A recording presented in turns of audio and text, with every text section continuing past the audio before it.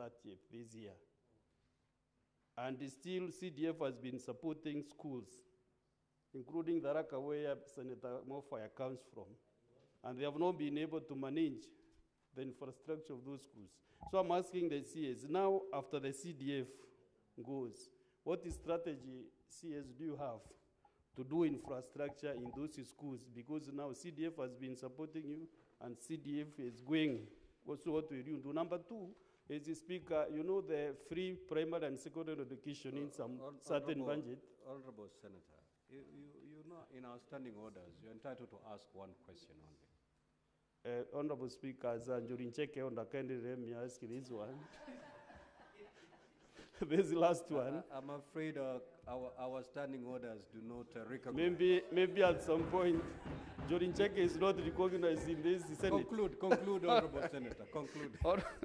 Honorable Speaker, it is because of these bursary funds. Like now, the money with the MPs is almost 15 billion. So how much money do you need the CS to give the capitation in full or to deliver free primary and secondary education? Can we move all these bursaries from these other, from the MPs, from GAF, from the county governments, and give you all that money so that you can distribute directly to schools? Do you feel you can be able to do that so that we don't pay all these funds to come to the ministry and then you give all the schools free primary and secondary education? Thank you, sir. Senator Catherine. Thank you, Speaker. Honorable CS, my question takes into account the fact that bulk of the education function is with the national government. And it also takes into the account that in the last 3-4 months, we have been discussing the multiple parallel programs around education, by CDF, by yourselves, by the President, by philanthropists, Wing to Fly, by governors, by others.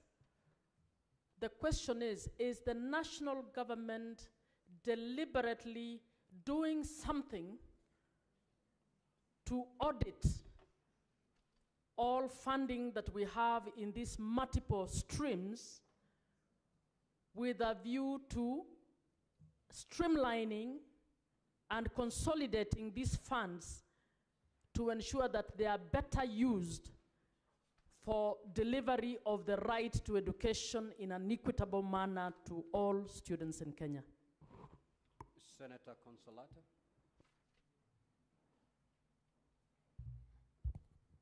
Thank you, Mr. Speaker. My question is pegged on the implementation challenges in regard to funding gaps, infrastructure challenges, and teacher gaps. We are in a world of technology, that is a techno-savvy season. And I would like to pose this question to the CS, that what strategies does the government have to invest in technology, or rather in the digital infrastructure in regard to the computers, labs, workshops, and anything in relation to that. In regard to CBE, we need the compliance to the infrastructure that will be laid. And finally, still to the infrastructure, I would like to ask, what strategy does the government have in regard to occupation safety and health frameworks to ensure reasonable safety, hygiene, and security measures to protect the learners and the workers in the institutions? Thank you, Mr. Speaker. Now, Senator Consolata allowed you to get away with that, but according to our standing orders, you're entitled to ask only one. Thank you, Mr. Speaker. Senator Miraj. Asante Bwana Spika. Swali langu kwa waziri ni kumuuliza, inakuwaje kwamba tunaona mijengo mipya inaendelea kujengwa ya mashule, ili hali shule ambazo zipo tayari ziko katika hali mbaya, hali ambayo imedorora. Nikipiga mfano wa shule ya Jamvi la Wageni pale Likoni na shule ya Peleleza. Inakuwaje kwamba watoto wanaendelea kupata majibu duni kutoka Pwani na bado tunaendelea kukubali mifuko ya hazina ya CDF na mifuko mengine mengi kuendelea kuleta mijengo mipya ilhali ile iliyopo iko katika hali ngumu? Je, tunataka kuendelea na mviringo wa matokeo duni ama tunataka kuwasaidia watoto wetu wawe watoto ambao wana maono mazuri na msingi mwema katika maisha yao? Asante Bwana Spika. Senator Joyce Korir.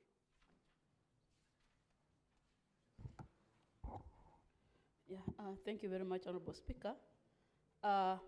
Could the Ministry of Education come up with a policy that regulates the mushrooming of these schools and instead focus on improving the existing infrastructure? Senator Boni.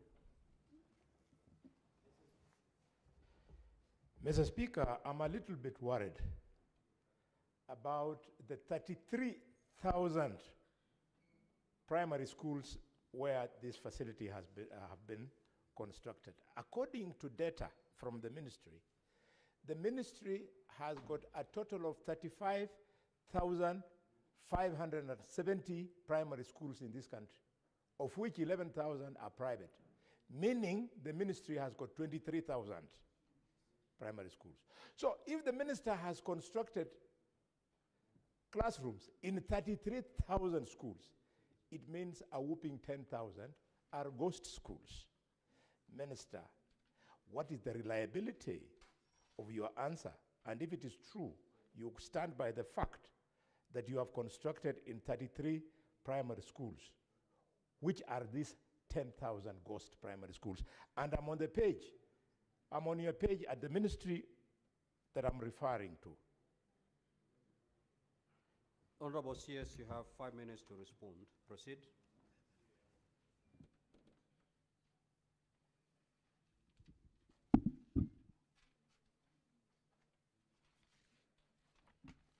Let me start with the question of Senator Galwale quickly.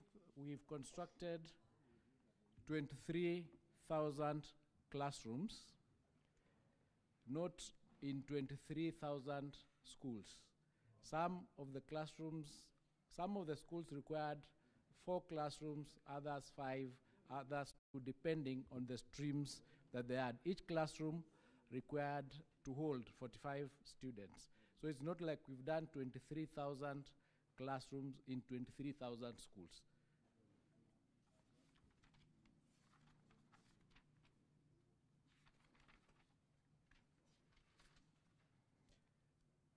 Now, the specific question from Tharakanidhi is that we've done 218 classrooms, and it is true that we noticed that mud-walled institutions, and as a ministry, we sent a team there to do an analysis, and that has come back, and now we are working towards ensuring that out of the resources we have, some of them will be allocated to some of those schools, because it would have to be done like an affirmative action. This is because for the last few years, no infrastructure or no development had taken place in that particular area, and we are doing something about it. That's why we sent a team there, and I think the leaders did a letter with the specific schools that needed support, and something is being done about. But we've already done, so far, 218 classrooms in that place.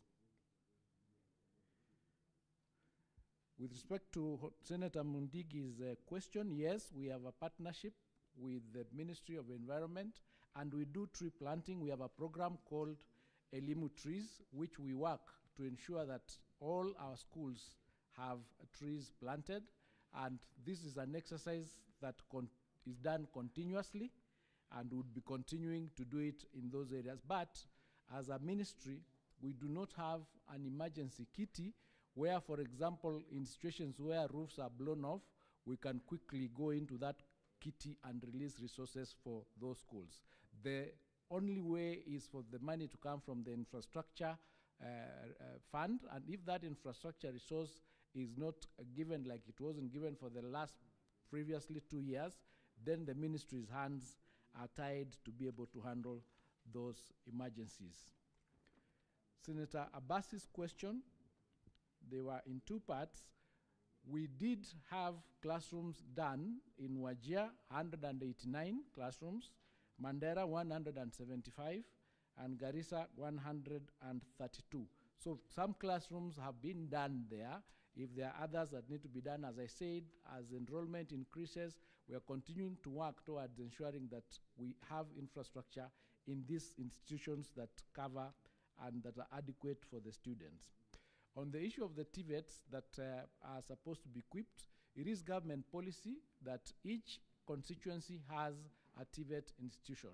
So far, we've done 252 TVETs in those constituencies, and some of them are very well equipped, and others are awaiting equipment that has been ordered from China. And you know the process of getting these grants, getting those loans, and then getting the equipment here takes time. But some of those are already allocated, or they are listed awaiting those particular equipments to come depending on the area of specialization, and then they will be delivered to those. So something in that space is also being done to ensure that our TVETs are equipped sufficiently to be able to support the enrollment that we are doing currently. Indeed, as a government, we've now had a policy to increase the enrollment of our TVET trainees from the 297 that were there in 2022 to the 700,000 we have currently, to 2 million hopefully by the end of 2026, so that we can be able to put or to take as many of our young people into those institutions as possible. To Wakil Hillary's question, my learned friend, the additional registration statistics, when we already have these institutions that are not well taken care of, in the verification exercise that we are undertaking currently, part of the information that we are collecting is the number of students in each of those institutions and the status or the state in which those institutions are. This is the information that now will be able to give us data to enable the government make a policy on whether some of those schools have got any basis to remain registered, whether we will move some of those students from one school to another, so that we can have institutions that are optimal in terms of having the right number of teachers and the right number of students. So we are doing something about that, because previously that exercise had not been done. Applications used to come to the ministry on the basis that there is a school that needs to be registered, and if it met the criteria, then the registration was done. But over time, we've noticed that some of those institutions, and the statistics we're getting, is that some of the schools that we have less than 10 students. You have a school with less than 10 students, maybe with 5 teachers, so it is not optimal. And that is why we are doing this verification exercise, in order to give us the opportunity to interrogate the things or the schools that we have, the institutions that we have, whether some of them will remain or they'll be merged and some will be separated. So we are doing something in that space as well. The question of CDF and the fact that the CDF is now undergoing that process of, it might not be out or it might be there. But if for any chance CDF is not there, then the funds that CDF now is using for purposes of supporting the ministry would request that that then fund would be allocated to the ministry in order for the ministry to continue doing the infrastructure and the bursaries that the CDF is doing. However, part of the exercise that we are doing at the moment, and we think that we need to do, is we want to, just like we're undertaking the verification exercise, we want to undertake an audit of all the money that is utilized in the sector, in terms of all the bursaries that are given by various institutions, by various donors, by various government agencies, so that we can get a figure to know how much is it exactly are we spending in the sector for education.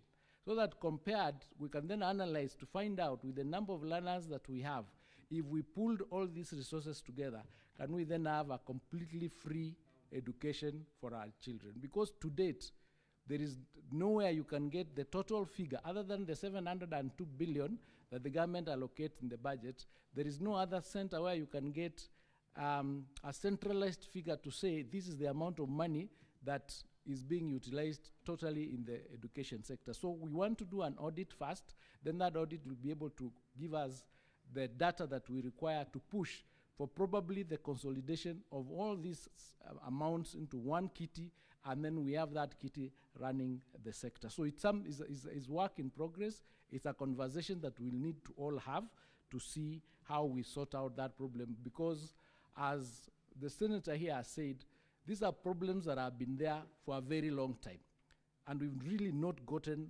the answers to them, and we are trying to find out what is the best way to do this in order to ensure that we resolve the financial challenges that face this sector.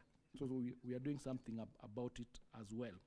And also, to Senator Consolata's question, we are undertaking a new platform in the ministry called CHEMIS, because we want this ministry to have one single center or one single source of truth. We want every module, everything that happens in the sector, to have a module in that system so that we can collect and link what we are doing and we can see each other. For example, if you have 12 million students, when you are buying books or supplying books for a subject, that subject should only have 12 million books, for example. Because we do not normally have a situation where it is, this information is at the same center. You would find perhaps when you have 5 million students, you are supplying 7 million books. So that there is a gap and there is a waste of resources that needs now to be utilized optimally. So we are doing something, utilizing data, utilizing AI to ensure that going forward, we are able to utilize the resources that are available in the digital sector to make decisions that are data-based, that are evidence-driven. And to Senator Miraji's question, it is true that there, because of this disconnect, arm is not seeing the other. We are finding things happening that otherwise, if we were operating not in silos, would be much more optimal in the utilization of the resources that we have. This is why we are saying we want to come up with that particular platform so that even if you are a donor or you are somebody doing anything for the education sector, you plug in into the module and the ministry and the government can see what you are doing, including feeding of children and all the other activities that take place by individuals in the sector.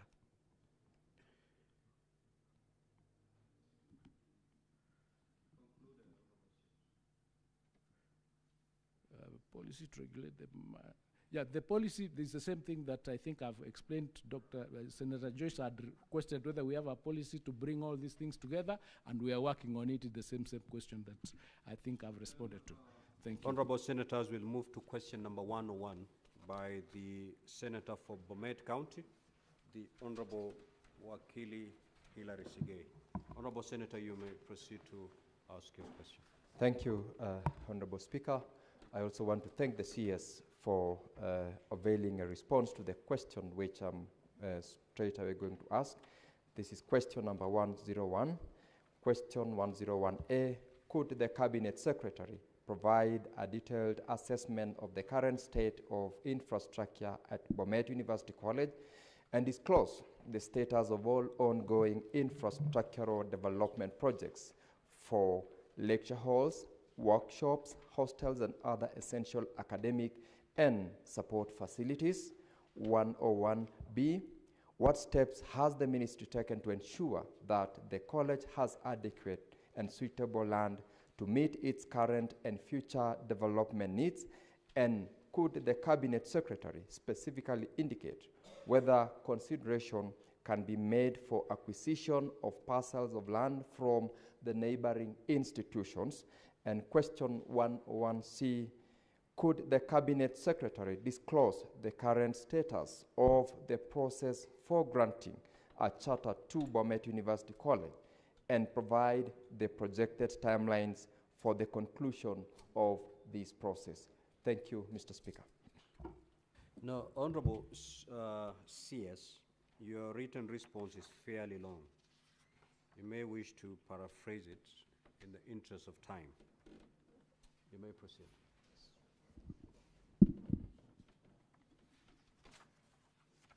It's already been circulated to all honorable senators. So Yes, you may Mr. just Speaker, I'll paraphrase it. try and do that.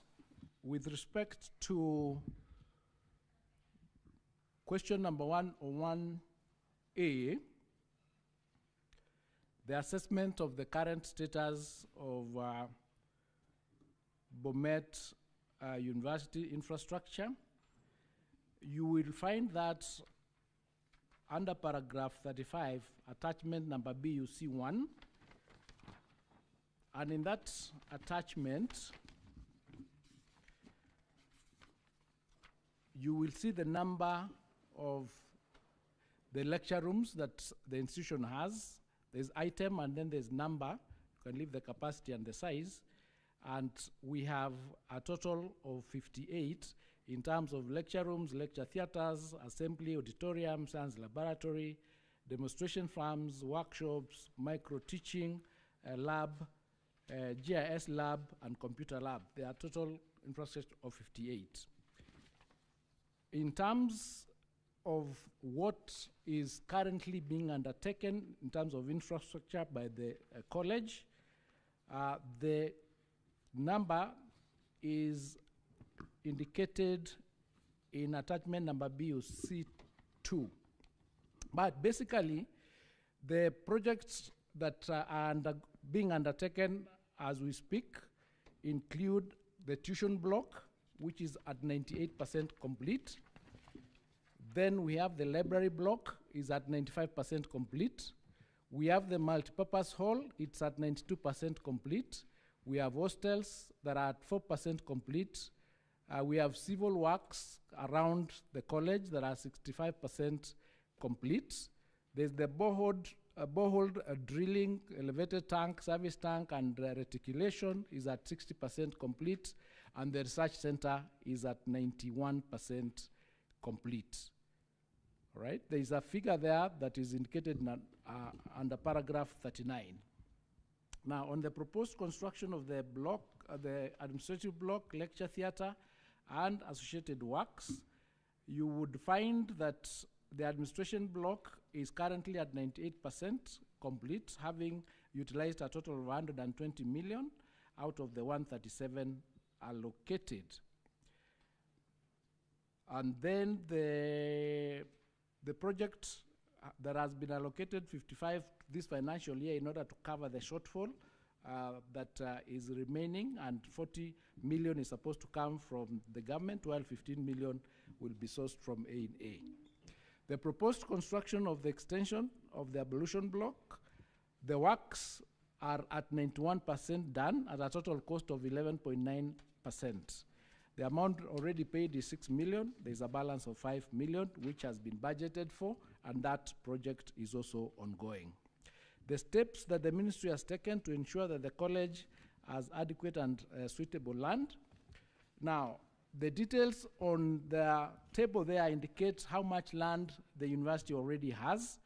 And the university in Bomet town itself has a total of 56.5 acres of land. That is those three particular blocks. One is for 4.7 hectares, another one is 15.7, and the other one is 2.5 hectares, making a total of 56.5 acres when you convert. They also have another 44 hectares, equivalent of 108.7 acres in a place called Sigor. However, the university is also discussing with the following institutions in order to expand the land, that is St. Michael Secondary School, in Marisha Circle grounds, Bomet ETC, and the prison's open land space next to it. But even as they do that, let's just confirm that the institution has sufficient land as per CUE requirements that requires a university to have a minimum of 52 acres. It already has 56.5, as I said, and 108.7 acres. I think the other important part is on the question of the charter.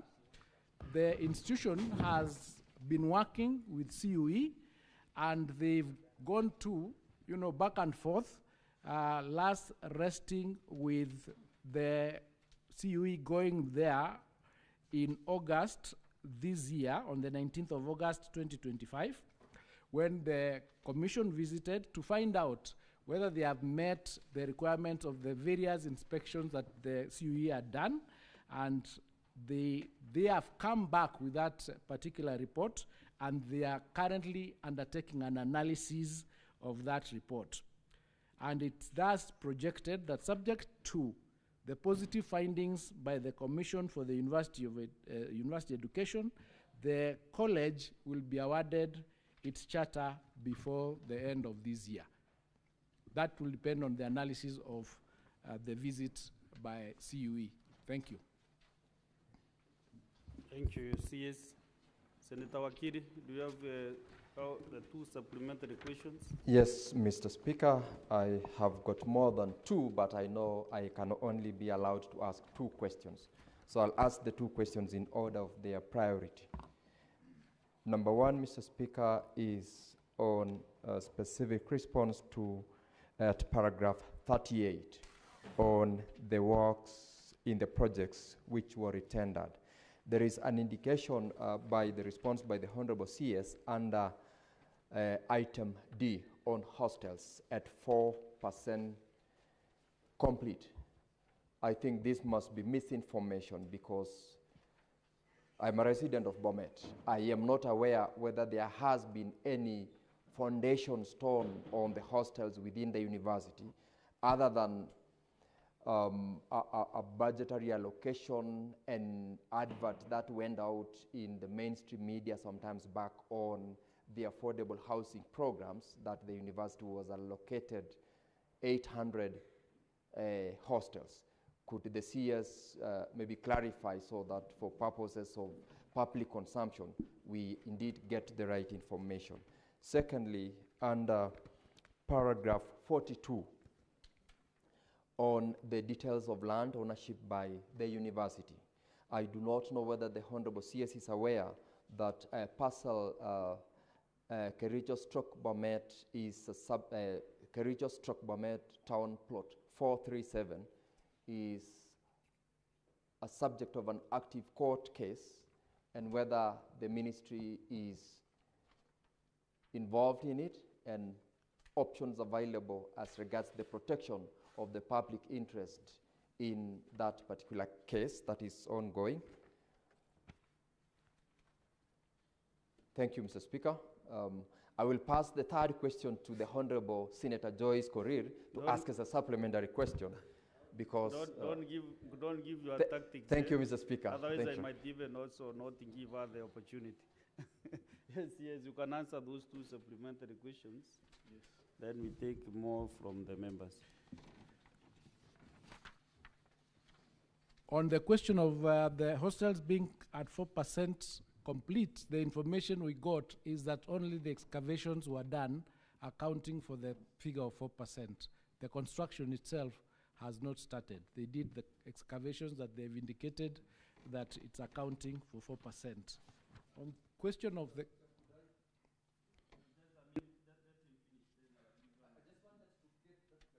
Because if indeed the information is that excavation has been done, where? Is it within the institution or elsewhere? I just want the Honorable CS also not to be misled, because this is something that Wakili, you know, even in court, you don't interrupt the judge. So let us give the CS time to answer your two questions. If you are not satisfied, of course, I'm here to help you out and to sort you. So don't be in any hurry. Honorable CS, you can conclude your two Thank you, Mr. Speaker. That is the information that was applied to us from the university, but what I can then do is write back on the basis of us getting further details on what this 4% comprises. And similarly, we are not aware of the court case relating to Block 437. We'll also do in that indication right, and then we'll write to the senator to inform him of what we have found out. Then we can do a follow-up from there. So it is information that we got from the institution itself. Thank you. but we undertake to verify that information. Tawakili, can that raise at that point, the matter? Yes, Mr. Speaker, I, with a lot of respect, appreciate the responses from the Honorable CS. The CS is my good friend, and so I know he has given the information that is available. He's Thank your you. senior, of course. Yes. Your senior. Thank you. So, CS, I can also advise that, you know, you have your team up to Bomet County. You have the directors of education. Just by a call, they can be able to tell you, or a certain, they can do physical visit to the university and give you a report even by tomorrow, so that you can communicate to the senator. Because you have your team, they don't need even to do a lot of letters. Your team is on the ground, they can do that work for you. Next is Senator Chalgay. Do you have a supplementary question on this particular question? Yes. Mr. Speaker, as I ask my supplementary question, you should go on record that the CS did not answer on JSS governance structure. Either he ignored not to answer or he didn't want to. My only supplementary question on this matter, Mr. Speaker, sir, is as much as we are discussing about infrastructure in the universities, what is the current situation of infrastructure in the universities and budgetary allocation, including both infrastructure and industrial action or strikes that we are witnessing in the country among university, and to give us update on the ongoing strikes by the lecturers across the country. I yield, Mr. Speaker, sir. Beatrice Akin Ogola. Thank you, Honorable Speaker. Honorable Speaker, my question goes to the issue of adequate and suitable land. CS, what measures is the ministry putting in place to ensure that our schools get their titles in order to secure the parcels of land they have? Because this is a recipe for hostilities in the neighborhoods. CS, one of my schools in my home sub-county in Dewa sub-county, a school called Buru Atego, that has no title, and they're ever squabbling, and it looks like the management of the school is not able to finish with the title. Specifically, what are you doing other than the generalities of schools should get titles?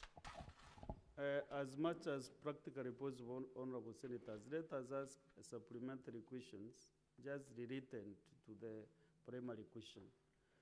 Because honestly speaking, I don't know whether the CS has an answer of that school, unless now you are giving him some work to do so that he can report back to you. Honorable Speaker, with all due respect, I stand guarded, but I needed general measures on titling that they have. I do not think he needs to, he would need to prepare for that, because the ministry must have a policy and a way Did you mention of a working. school in Diwa?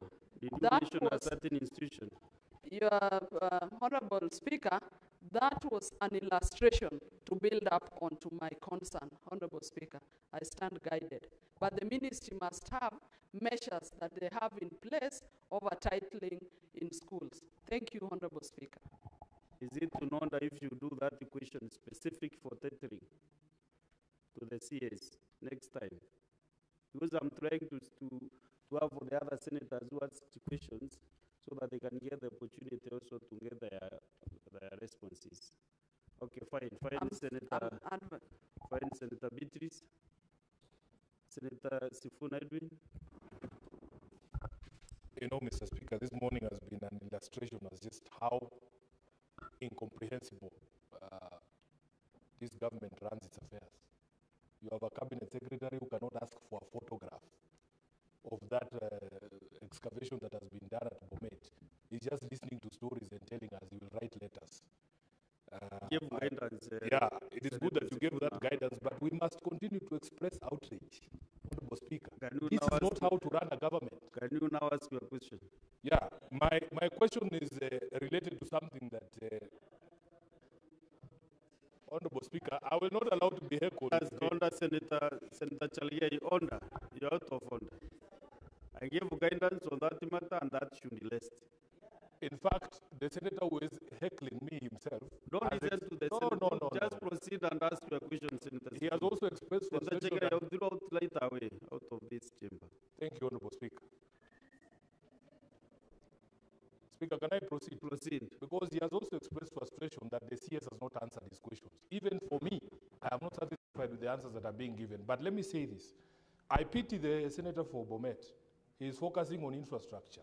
He is focusing on lecture halls, workshops, and all these other things. We have all these things at the University of Nairobi. The lecturers at the universities are on the third week of strike. Honorable Speaker, education is not just about these things we build. It is a whole sort of ecosystem that you build together.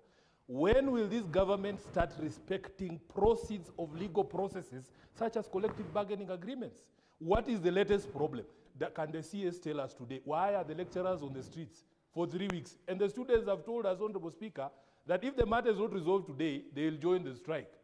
What is going on? First-year students have reported to the universities, Honorable Speaker, there are no classes. They are also on the streets. What sort of government is this? Senator Sifuna, you know I directed that we ask questions related to the primary question. You know that is a very pertinent issue you are raising, which even can stop this house from proceeding in the afternoon.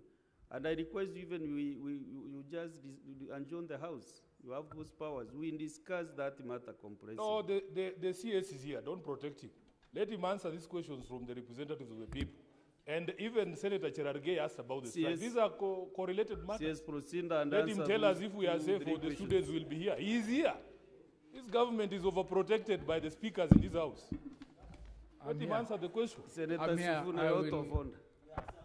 Your Speaker, you know, Mr. I'm Speaker, always very lenient with you. Now you are trying to test my coolness. So, Mr. Speaker, I'll attempt to answer those questions. On the question of infrastructure, of course, we have deficiencies in infrastructure funds, and we have a lot of uncompleted projects in our institutions. The ministry, in the Department of Higher Education alone, requires close to 9 billion to be able to complete the stalled projects. These resources are not available, and we keep lobbying, so to speak, the National Treasury so that we can get as much resources as possible to undertake the construction of those particular structures. Your second question was on the strikes, and I'll answer them together with Senator Sifuna's concern. But I just wish to state that earlier, I provided a response on the JS governance by referring to the Working Party recommendations and the fact that the bills are undergoing the processes that are required in order for them to be submitted eventually to Parliament, where they would then have legislative powers. Senator Beatrice's question on the titles, we've recommended and we've requested the institutions that do not have, I'm answering that question, I'm coming to it. The institutions that do not have titles, we've recommended and requested them to work with the ministry where they have difficulties, and we will work with the Ministry of Lands to ensure that all our institutions have titles in order to protect them from land grabbing. So that is a policy. We discovered that they had some challenges, and therefore we decided to support them through the AG and also through the Ministry of Housing and Lands to ensure that each and every institution has its land titles. Now you ask why the lecturers are on strike. The lecturers are on strike precisely because of 3 different issues arising from 3 different CBAs. The first issue was a CBA of 2021-2025, for which they went on strike last year, and we had a negotiation and a return to work formula. Under that return to work formula, in the year 2024-25, 4.3 billion was supposed to be paid to them to cover months to June 2025. That 4.3 billion was paid. The next amount that was to be paid was 2.73 billion for the financial year 25-26, and this was supposed to be paid in July 2025. That is the amount that delayed, and because of that delay, they issued a strike notice. 2 days into that notice, the 2.73 billion was paid. Under the 2021-25 CBA, the balance of 2.73 billion is to be paid in June 2026. So far as the CBA for 2021-2025 is concerned, the issues have been addressed. The second issue that they raised in order for them to issue that strike was on the CBA of 2017-2021. Under that CBA, they argue that there was an amount of 7.9 billion that was to be paid. However, SRC informs us that that amount of 7.9 billion has been paid to the extent of 7.2 billion, leaving a balance of 624 million. So there is a question of how much is outstanding between what the unions are asking for and what the government is saying is owed. So because of that, the teams went to court, and the court ordered that the strike be injected, and they go to a conciliator and have this amount verified, after which the settlement of it can be agreed on. So there is an order stopping the strike, which you can submit. The third issue that they raised is the issue of the CBA of 2025-2029. We had agreed that this CBA needs to be negotiated at the beginning of the cycle. The beginning of the cycle, of course, is 2025-2026. So we have from June to June 2025 to June 2026. That's the cycle of these negotiations. The negotiations begin, they are concluded, and then the CBA is signed for the cycle of 2025-2029. They were saying that this cycle has not begun, it has delayed. But they've been having meetings, they've had 2 meetings so far. So in essence, there hasn't been a delay. So the negotiations and discussions are going on to see the real point of what the issue is.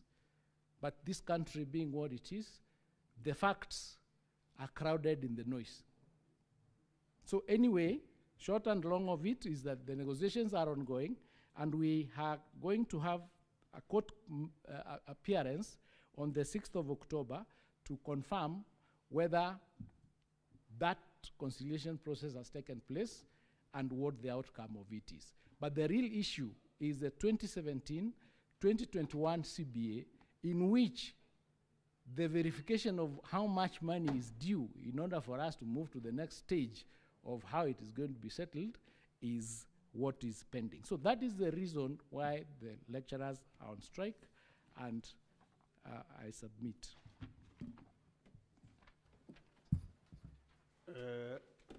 Honorable CS, maybe also advise that you give the same information. You have communicated to the country, yes, but when there is an issue, the best thing is to communicate so that Kenyans can be able to know what is happening.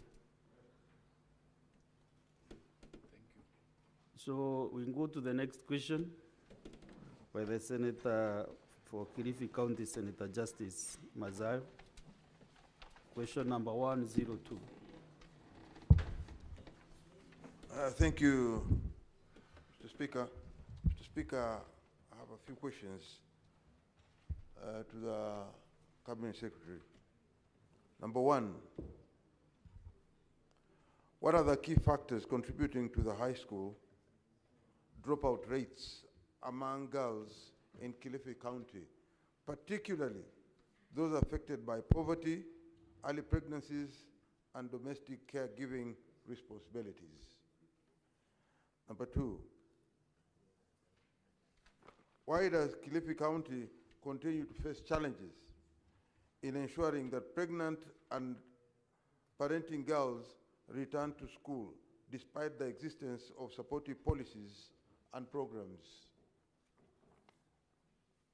Number three, what specific interventions has the Ministry of Education implemented to address these challenges and support girls at risk of dropping out of school in Kilifi County?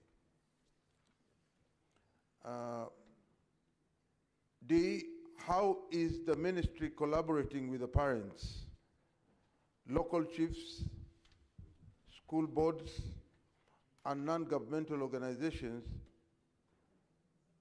to overcome the socio-cultural barriers that hinder girls' education? And finally, Mr. Speaker, allow me to ask this final question, is what measures has the ministry put in place to promote and integrate community-based support system such as mentorship programs, counseling services, and local partnership to enhance retention and re-enrollment of vulnerable girls in schools? I thank you, Mr. Speaker. Honorable CS can respond to those questions. Mr. Speaker, question 101A. Mr. Speaker, the cases of girls dropping out of school in Kilifi County have been the result of a number of factors, including poverty, that leads to school-going children to resort to work instead of education, and making them vulnerable to early pregnancies, which undermine their academic progression. According to the National Council for Population Development, the cases of teenage pregnancies in Kilifi County stood at 9,578 in 2019. Some of the factors leading to these cases are practices such as disco matanga, drug and alcohol abuse, and general poverty, which made the girls vulnerable. The other causes include inadequate parental guidance, inadequate parental involvement in the lives and education of their children, inadequate community awareness and involvement in the fight against sexual and gender-based violence and incest, which sometimes goes unreported, poverty and parental inability failure to provide basic needs for their children, poor leadership on children protection rights, and negative peer influence and pressure. Because of the multifaceted interventions by the national and county government and other actors such as Plan International, UNICEF, and TICO, the number of teenage pregnancies in Kilifi has reduced to 6,545 in 2024. Indeed, the National Council for Population and Development has identified Kilifi County as one of the success stories in the fight against teenage pregnancies. We continue to implement interventions to ensure that these cases become a thing of the past, but eliminating these cases is a key to achieving a primary to secondary transition rate of 100% from the current 99.16%. Kilifi has a transition rate of 99.16%. 102B, Mr. Speaker, the Ministry of Education, in collaboration with the Ministry of Interior and National Administration, implement the National School Reentry Program, which allows teenage mothers to return to school after childbirth. The implementation of this policy, however, has faced challenges such as low parental awareness, general poverty, which makes teenage mothers resort to work, as I've indicated, to provide for their offspring, and the lack of childcare services.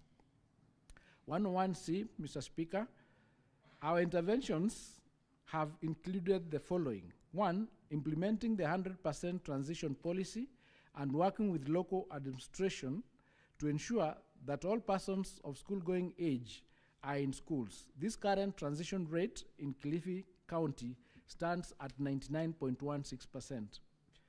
The provision of Elimu scholarship and Wings to Fly scholarships to support vulnerable girls, a promotion of menstrual hygiene support to help reduce school absenteeism and teen pregnancies, strengthening guidance and counseling and life skill programs in schools, conducting gender sensitization and awareness programs in schools to help with that reduction. Mr. Speaker, may I be allowed to answer D and E together? The ministry collaborates with local leaders through community engagement, NGOs, which work with the ministry to also actively involve parents, chiefs, and village elders in discussion and program implementation to foster community-wide understanding of the importance of girls' education.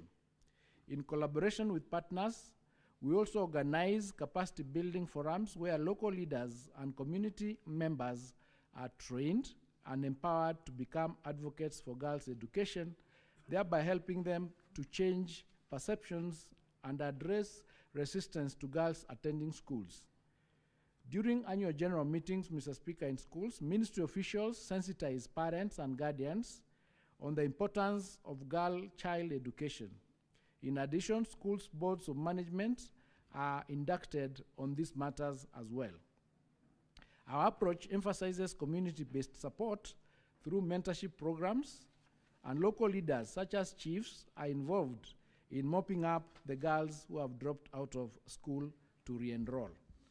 I submit. Minority Leader, do you have any supplementary question?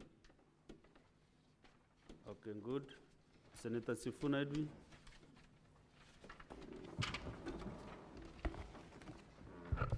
Speaker, again, this parliament has equipped the government with legal mechanisms to deal with some of these programs or these problems.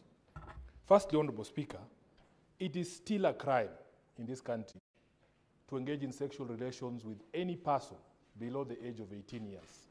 My expectation, therefore, would be if the ministry tells us that there are 6,545 cases of teenage pregnancy, which is still a crime, they should show us commensurate numbers of prosecutions. Not these stories here of sensitizing the community. Because, Honorable Speaker, under Article 2 of the Constitution, even if you want to hide behind customary law, it says any law, including customary law, that is inconsistent with this Constitution is void to the extent of that inconsistency. My question to the Minister, CS, how many people have been prosecuted in Kilifi for the offense of statutory rape under your leadership? Son, Chalgay. Mr. Speaker, sir, the challenges that Waziri has highlighted is across the country. Mr. Speaker, a few weeks ago, because he has highlighted challenges that he's facing, children school going in Kilifi, especially girl child. A few weeks ago, Mr. Speaker, there was a case of prayers for food. Mr. Speaker, what is the ministry doing, apart from these challenges, to address the issue of school feeding program, not only in Kilifi, where children have to shout, Hare Krishna, Hare Krishna, Hare Krishna, for them to get something to eat, Mr. Speaker? What is the ministry doing to ensure that every child from Nairobi, Kilifi, Meru, Nandi and across the nation accesses proper school feeding programs so that they can be able to be attentive in class, and also the transition and turnout, Mr. Speaker. And finally, he should give us the numbers of how the interventions, are they working in collaboration with NGAO so that they ensure 100% transition rate of our children, Mr. Speaker. I yield. Senator Abdulrahman. Thank you, Mr. Speaker, sir. My question to the CS is the CS aware that Kenya is ranked second globally as the leading country with child parents globally? 2, is he agreeing with me that young parents or child parents are a constituency in itself, and that the Children Act cannot be a remedy to the disease that we are facing as a country, and that it is time for the ministry to speed up and help I, as the sponsor of the child parent, the care and protection of child parents bill, so that we speed it up at the National Assembly for concurrence, so it becomes an act, so that it remedies all that is happening within our counties. Given that Kilifi is no longer the leader in child parents, the statistics given by Kenya National Bureau of Statistics, it is that the Ma community is now leading with child parents. Can you give the question, or do you need to be assistant to know? My questions are 3. No, you can't ask. In one, no. I'm asking the CS if he to know the question. Mr. Speaker, I'm asking the CS if he agrees that the child parent is a constituency in itself, and it needs an independent law to remedy the problem that we are facing, given that we are ranked second globally with child parents' children. Thank you, Mr. Speaker. Senator Mazao, now you have a supplementary question. Okay. Yeah.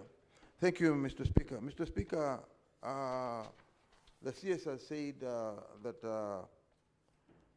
the ministry has provisions for Elimu and Wings to Fly scholarships.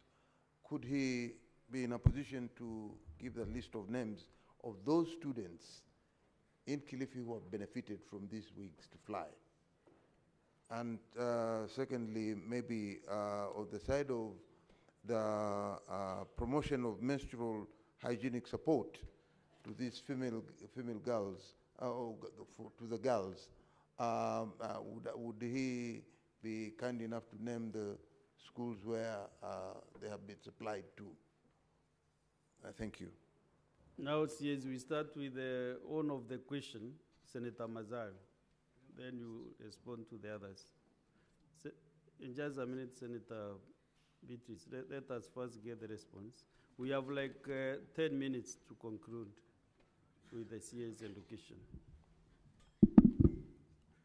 To Senator Masao's supplementary question, we do not have the data right here with us, but we undertake to supply that data on the Elimu and Wings to Fly scholarships, on the names and the beneficiaries of the students from Kilifi, and also the schools to which these facilities for menstrual support have been supplied to. So we undertake to do a letter and submit that report to you.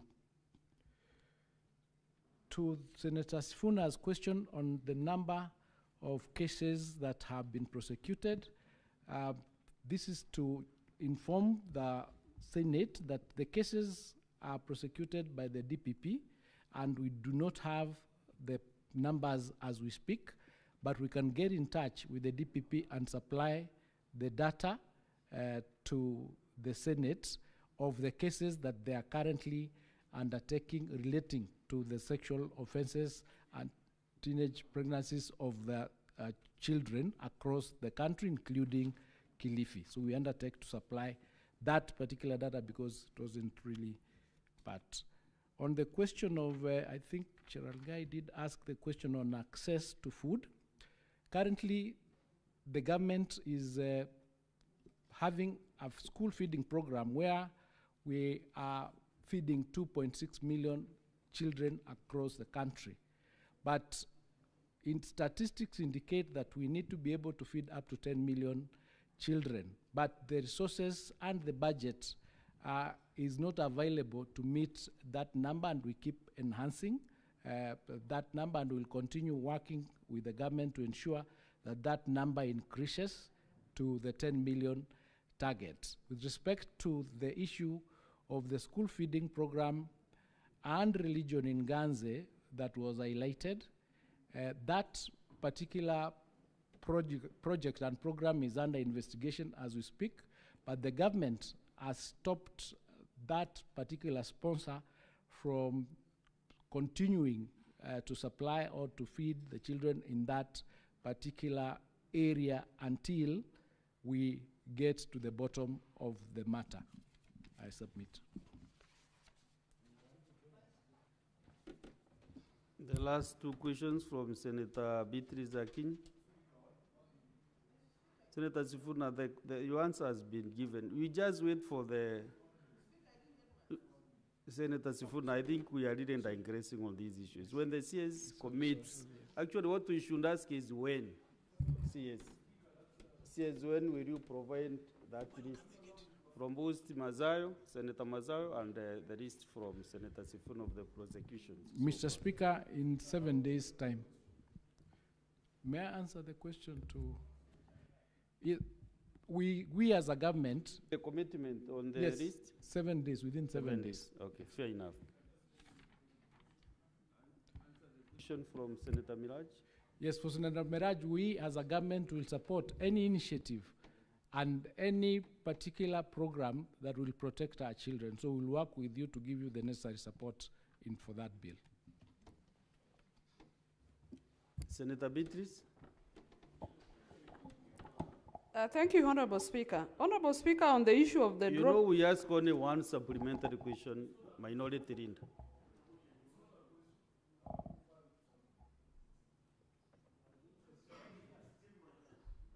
Seconds. And Minority Linda, you are not there to direct the chair on what to do. Speaker, you know you are the minority side, but not to direct the speaker. You are not my Minority Linda. You lead your team, not the chair. Speaker, I would pray that you don't get upset because this is a very delicate conversation we're having. Actually, the point that I wanted to make is the Ministry of Education is a custodian of our children.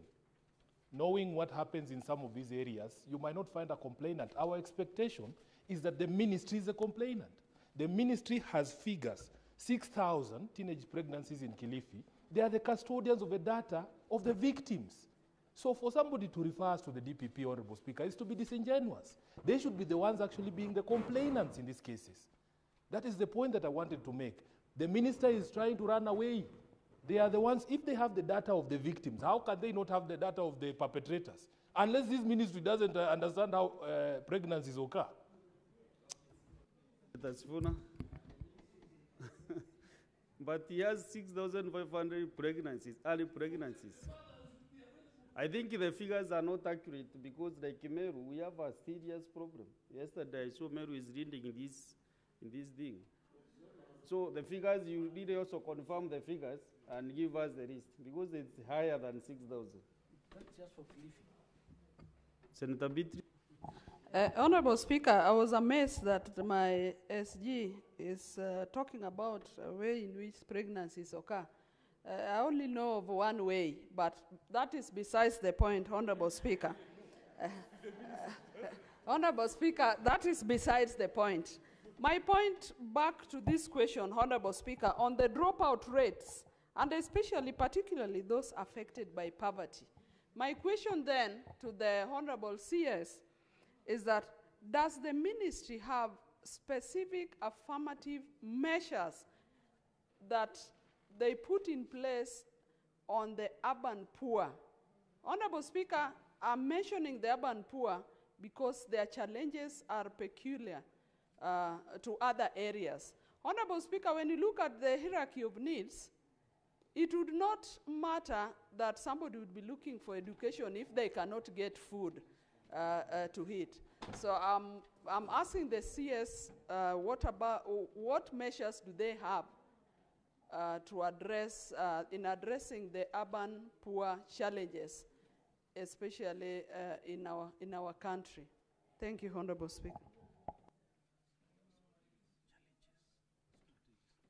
Consolata Naubwile.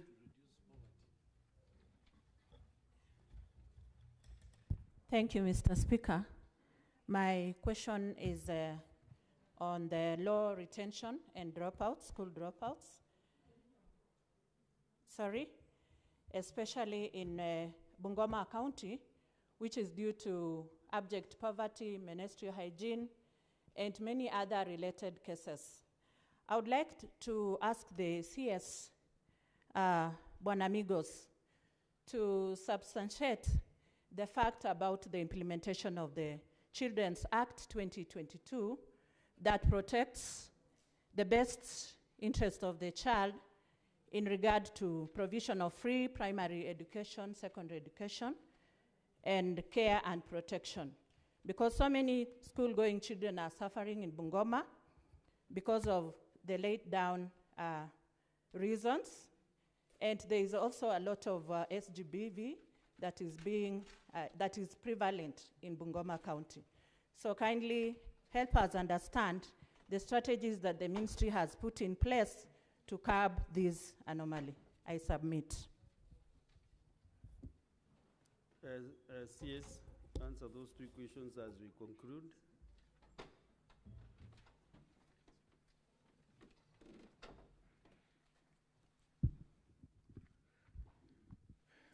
Increase and retain a high number of retention of children in schools will include the provision of school feeding programs in those areas, in those poor areas.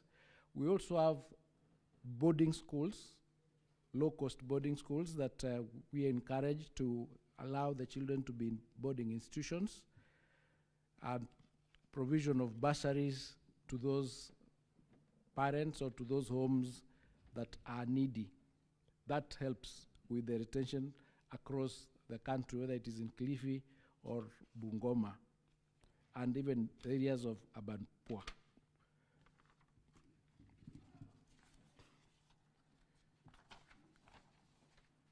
Yes, Senator Beatrice. I know the CS has talked about the general measures, but I was very specific to the urban poor, which have peculiar challenges. Are there any affirmative measures other than the general measures the ministry has? Honorable Speaker, in the rural setup, I could expound, there are social networks that these families have, but the urban poor lack those networks that could assist. So does the ministry have specific measures that are specific to the urban poor? If no, then we get Honorable CS. Oh, sorry. I was just consulting, but Mr. Speaker, the strategies that I've indicated are across the board. They are not different from the specific strategies that you're asking for, whether it is in the urban poor. If we are doing school feeding, we do it, they retain the students the same way, the children the same way, whether it is in the rural areas or in the urban. When we give bursaries, it is the same thing. When we provide for the sanitary, it is the same thing. So what we're just saying, you know, that's not how we conduct business, honestly speaking. And if the CS were not satisfied, just visit his office, and discuss issues on the urban poor and the rural poor. Your office is open, I think, CS? Yes, it is. Yes, have a cup of tea with the CS and discuss. That is a general thing that can help this country. Yeah. So let us just not pressure. Thank you. To get the questions. We are also now, because actually, if he was prepared, he could have come with that answer, Honorable Beatty. To be fair, either you bring a question or you visit the ministry to discuss with the technical team, give them advice, you know, so that we can help our country. I feel not to give you another chance. So I want to, the chair, Standing Committee on Education requested for just a minute to give an update on the committee work. And I would want to give you this chance. Thank you, Mr. thank you. Betty. Thank you, Mr. Speaker. Mr. Speaker, I want to take this opportunity to thank Honorable CS for appearing before this House this morning. And Mr. Speaker, I would also want to tell the House that the Honorable CS has taken action on a stalemate which has been there. We had 41 pending statements for the ministry, and we had a meeting last weekend, actually a retreat with the ministry, and Honorable CS has committed to work with the committee, and I think that is a concern which a senator had raised here, and I just want to reassure the House that the Honorable CS has committed to work with the committee and is already started. We had our first retreat with him and his team over the weekend in Mombasa, and he committed that the answers which were pending, 41 in number, were going to be answered, and I want to confirm to this House that that has already been done. So I want to sincerely thank the Honorable CS, and I want to ask him to continue with that spirit so that together we can serve the people of Kenya. Thank you, Mr. Speaker. So, Chair, in education, there are various issues which have been raised by members. Therefore, since you have that good working chemistry, assist also the members with the questions that they have asked and also the timelines so that we can really be able to move forward. When I spoke to speak, I said that there's another committee at the other house which has failed to unlock a few things which the Senate committee can be able to do. So we are ready to support you. You know, we meet at the liaison. As the chair, I'm ready to support your committee to assist this country on matters of education.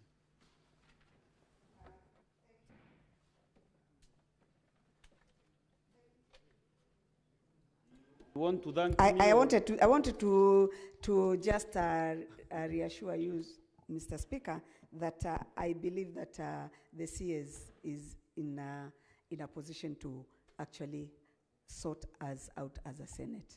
Thank you. Honorable CS, thank you very much for your time and for answering these very many questions. Don't tire to respond to the Senate. The Senate is a house of reason. We can be able to assist this country in a very big way, even unlocking those the support you need in the budgets.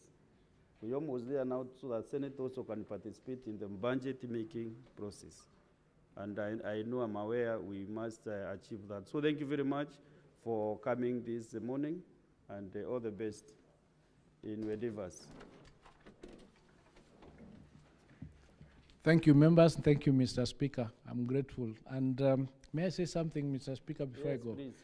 Let me just say that because of the fact that we work for the learners in this country, we need all the support we can get, including ideas. If there is a suggestion that you can give us to resolve some of the issues that we know exist, we should be able to work together to ensure that we have that, so that we can have a good system working for our children.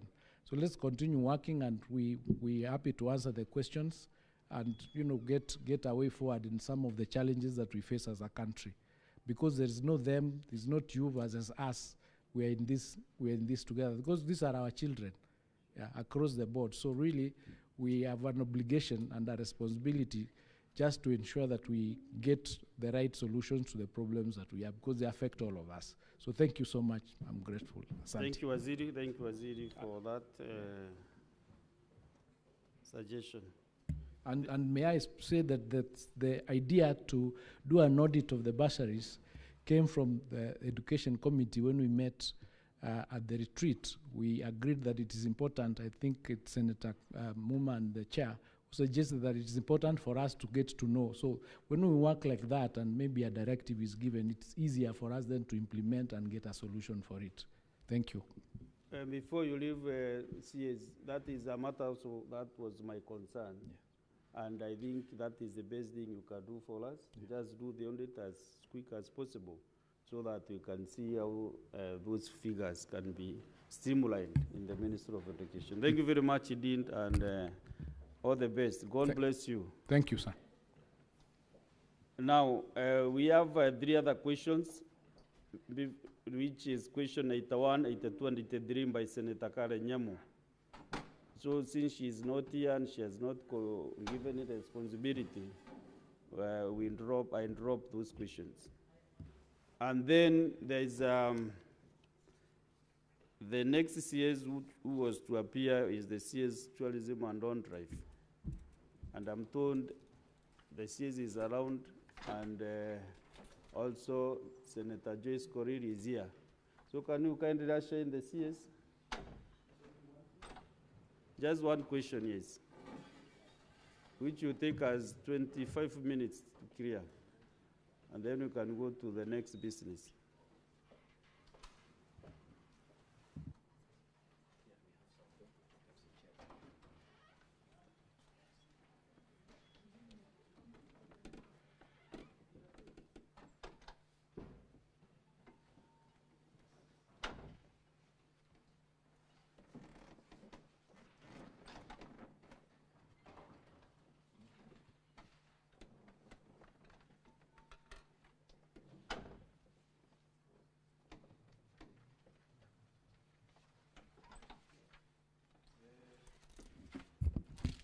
Welcome, CS for Tourism and On-Drive.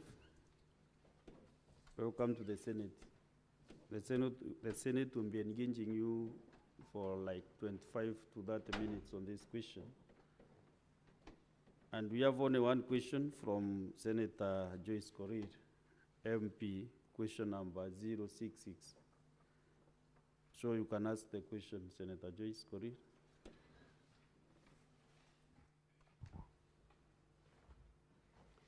Yeah, thank you very much, Honorable Speaker, for giving me this opportunity. I must also take this opportunity to welcome the Honorable CS for Tourism to this House. Honorable Speaker, I will move straight away to the question. And the question number A. What is the current status of the tourism sector in Kenya, and how do recent trends in tourism arrivals compare between domestic and international visitors? P, what factors have contributed to the recent decline in international tourism arrivals, particularly in contrast with the performance of other East African destinations? Finally, could the Cabinet Secretary specify the strategies the ministry is implementing to enhance Kenya's global tourism competitiveness, including steps taken to strengthen partnership with the international airlines, promote new tourism products, and leverage digital platforms for marketing? Thank you, Honorable Speaker. Honorable Madam CS, you can respond.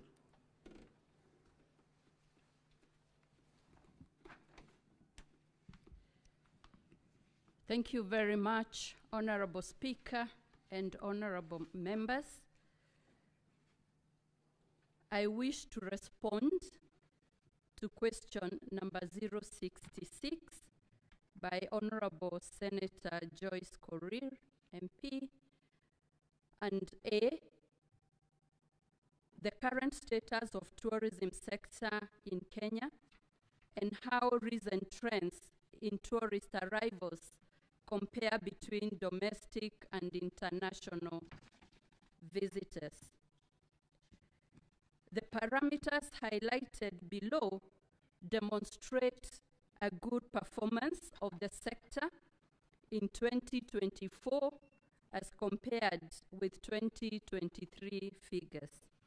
In terms of international arrivals, Honorable Speaker, Kenya welcomed approximately 2.4 million international tourists in 2024, marking a 14.6% increase from the 2.089 million international arrivals recorded in 2023. In terms of tourism earnings, the sector's earnings rose to Kenya shillings 454 billion in 2024, reflecting a 19.7% growth compared to the previous year's Kenya shillings 3.77 billion. On cruise tourism, notably, cruise tourism experienced a 163% surge, with 6,561 tourists arriving in 2024, up from 2,490 in 2023. In terms of domestic tourism bed nights occupancy is estimated to have grown by 12%, that is from 4.6 million in 2023 to 5.1 million in 2024. This rise was occasioned by improved business environment, domestic travelers, presumably encouraged by factors such as promotional campaigns and other incentives, and a growing interest of Kenyan citizens to participate in domestic tourism. Honorable Speaker, the number of domestic tourists does not include those that stayed in unregistered establishments, and therefore the number of domestic tourists is significantly higher. This strong performance is attributed to a combination of factors, including enhanced air connectivity, the simplification of visa process through the electronic travel authorization system, improved collaborative marketing efforts between national government, county governments, private sector. There was also focus on new product segments and renewed traveler confidence to Magical Kenya brand. It is worth noting that domestic tourism has played a stabilizing role during global travel downturns.